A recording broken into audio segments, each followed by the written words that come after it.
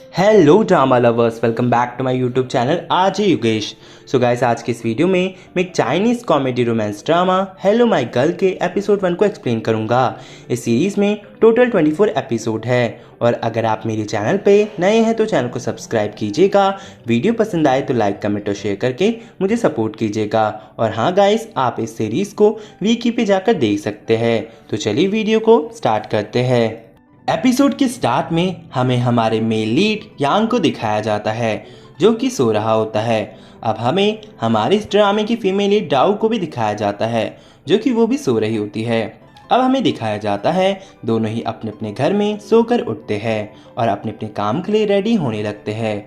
हम देखते हैं जाओ अपने काम के निकल जाती है, वहीं दूसरी तरफ यांग नॉर्थ चाइना के बारे में पढ़ रहा होता है। वो बताता है नॉर्थ चाइना 1.52 मिलियन किलोमीटर से फैला हुआ है और वो यहाँ से 1700 किलोमीटर की दूरी पर है और वहाँ जाने के लिए 2 घंटे 20 मिनट लगते हैं। अब वो बताता है कि वो जगह काफ़ी अच्छी है, वहाँ पर लोग हफ्ते में सिर्फ एक बार नहाते हैं। वहाँ की बहुत सारी चीज़ें फेमस है और ये वो जगह भी है जहाँ उसके पेरेंट्स एक दूसरे से मिले थे और उन्हें प्यार हुआ था। अब हमें यांग को कॉलेज के कैंपस के बाहर दिखाया जाता है जहां उसका पहला दिन होता है। अब वो कॉलेज के अंदर एंटर करने ही लगता है लेकिन उसकी टक्कर डाओ से हो जाती है।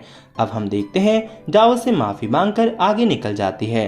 यांग कहता है कभी कभी हम रोज ही सबसे मिलते हैं और हर किसी को हम जानते ही है कहीं ना कहीं तरीके से।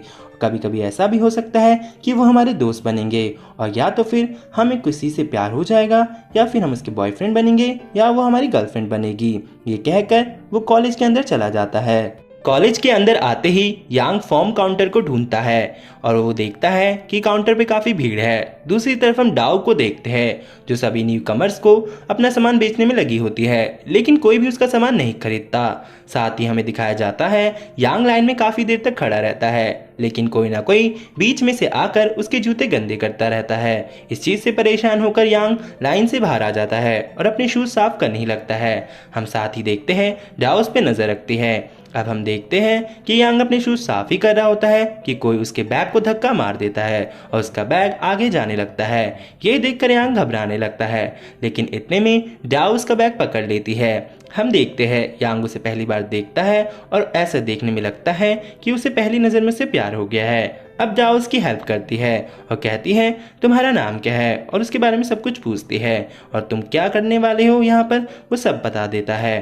अब यांग बोलता है मैं यहाँ पे नया आया हूँ। डाउ कहती है तो ऐसी बात है, लाइन काफ़ी लंबी है, चलो मैं तुम्हारी मदद कर देती हूँ। अब डाउ उसका सारा काम निपटा देती है। लास्ट में वो उसे उसके हॉस्टल के बाहर भी छोड़ देती है। अब यहाँ पर यांग उसे थैंक यू कहकर जाने लगता है लेकिन डाउ कहती है कोई भी चीज़ फ्री में तो कोई करता नहीं है। वो उसे अपना QR कोड दिखाती है और उसे पे करने के लिए बोलती है। अब यांग समझ जाता है और उसे पे कर देता है। इतने में हम देखते हैं एक टीचर वहाँ पर आकर डाउ को पकड़ने के लिए आते हैं लेकिन डाउ अपना सामान वहीं छोड़कर यांग को बोलती है मैं थोड़ी देर में आती हूँ और भाग जाती है।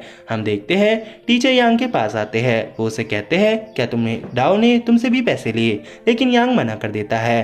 टीचर कहते हैं तो फिर ये ट्रॉली वो खुद आकर बाद में ले जाएगी और उसे लेकर वहां से चले जाते हैं। ये देखकर यांग घबरा जाता है, वो भी टीचर के पीछे भागता है। अब हम यांग को उसके रूम में देखते हैं जहां वो अपने एक रूममेट से बात करने ही लगता है। तभी रूम में 2 लड़के आते हैं जो कि उन्हीं के साथ ज्वाइन करेंगे। हम देखते हैं वो चारों एक दूसरे को अपना इंट्रोडक्शन देते हैं और फिर दोस्ती कर लेते हैं। अब यांग बताता है ऐसे ही उसकी मिलिट्री ट्रेनिंग स्टार्ट हुई थी। अब नेक्स्ट डे हम डाउ को देखते हैं जो एक बोतल से भरा हुआ कैन को कहीं ले जा रही होती है। वो अपने दोस्त से हेल्प मांगती है लेकिन उसकी दोस्त कहती है मैंने लेन पेन लगाई है तो मैं कैसे हेल्प कर सकती हूँ और वैसे भी तुम इसे लड़कों के वहां तक तो ले जा नहीं पाओगी क्योंकि वो मिलिट्री कैंप उनका चल रहा है और ऐसे में अगर तुम वहां गई तो तुम पकड़ी जाओगी।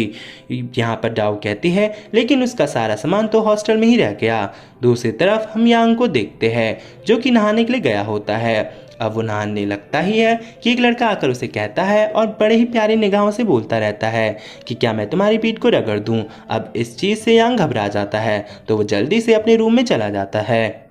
जहां हम रूम में देखते हैं कि यांग के सारे दोस्त चिकन ग्रिल करके खा रहे होते हैं। उनमें से एक लड़का कहता है यांग को कि तुम भी और हमारे साथ खाओ, लेकिन यांग कहता है कि उसने कैंटीन में खा लिया तो तुम लोग एंजॉय करो। हम देखते हैं यांग अपनी टी शर्ट को सूंघता रहता है, उसे अजीब सी स्मेल आती है तो नहाने के लिए दोबारा से चला जाता है। अब वो चुपके चुपके कहीं और नहाने जाता है। अब वो जैसे ही नहाने लगता है हमें दूसरी तरफ दिखाया जाता है जहाँ लड़के वाला भेस बनाकर बॉयज हॉस्टल के अंदर आती है। अब वो यांग के कमरे तक जाने की कोशिश करती है, तभी बीच रास्ते में वार्डन उसे पकड़ लेती है। वार्डन उसके पीछे पड़ जाती है। हम देखते हैं जाओ भागते भागते बॉयज वॉशरूम में घुस जाती है और वो सीधा जहाँ यांग नहा रहा होता है उसी वॉशरूम के अंदर चली जाती है। अब यांग उसे देखकर हैरान होता है। इतने में वार्डन डाओ को भी पकड़ लेती है। वो कहती है तुम दोनों साथ में क्या कर रहे हो, चलो मैं तुम्हें पनिशमेंट दूंगी। हम देखते हैं तभी वार्डन को कुछ जलने की स्मेल आती है तो वो सीधा यांग के रूम में घुस जाती है जहां वो उन्हीं सभी लड़कों को पकड़ लेती है और कहती है कि तुम सब यहाँ पे ये सब करने के लिए आए हो, चुपचाप से इसे बंद करो और इसे मेरे ऑफिस में सबमिट करो। ये कहकर वार्डन वहां से चली जाती है और उन्हें साथ में पनिशमेंट भी सुनाती है कि तुम्हें टॉयलेट साफ करना पड़ेगा, वो भी 1 हफ्ते तक। इस चीज से वो सब परेशान हो जाते हैं। अब हम यांग और उसके सारे रूममेट्स को वॉशरूम में देखते हैं जो कि क्लीनिंग का काम कर रहे होते हैं। तभी एक रूममेट यांग को कहता है पर तुम्हें वहां नहाने की क्या ज़रूरत थी। तभी एक रूममेट कहता है ये शर्मा रहा होगा क्योंकि नॉर्थ चाइना है इस वजह से, लेकिन यांग यहाँ पे कोई जवाब नहीं देता। तो एक लड़का कहता है चलो आओ आज हम तुम्हें साथ में नहाना सिखाए। अब हम देखते हैं यांग तब भी अकेला ही नहा रहा होता है। उनमें से एक लड़का कहता है मैं इसकी पीठ रगड़ देता हूँ। तभी वो यांग से पूछता है क्या मैं तुम्हारी पीठ रगड़ दूँ, लेकिन यांग मना करता है। तो उस पे वो लड़का कहता है क्या ऐसा तो नहीं, कभी भी तुमने पीठ नहीं रगड़वाई। अब यहाँ पर यांग कोई जवाब नहीं देता तो वो लड़का समझ जाता है। तो वो कहता है तो आओ आज मैं तुम्हारी पहली बार पीठ रगड़ दूं। अब उसकी पीठ रगड़ने लगता है लेकिन पीठ नहीं रगड़ी जाती। तभी वो कहते हैं तो हमें इसका मास्टर बुलाना पड़ेगा जो पीठ रगड़ने में काफ़ी तेज है। अब वो उसे बुलाया जाता है और ये सीन काफ़ी कॉमेडी वाला होता है। वो उसकी पीठ पे ऐसे रगड़ता है जैसे हम मच्छी पर कुछ ना कुछ लगा रहे होते हैं। वो जैसे उसमें मसाले डालता है, तेल डालता है, पता नहीं क्या क्या डालता है और उसकी पीठ को रगड़ता रहता है। हम देखते हैं यांग की हालत ख़राब होने लगती है। वो इस चीज़ से काफ़ी परेशान होने लगता है। वो मसाजर वाला खूब मसाज करता रहता है और लास्ट में उसकी कमर ही तोड़ देता है। और इसी के साथ ये एपिसोड यहीं पर एंड हो जाता है। सो आई होप गाइस आपको एक्सप्लेनेशन पसंद आई हो। मिलते हैं इसके नेक्स्ट पार्ट में।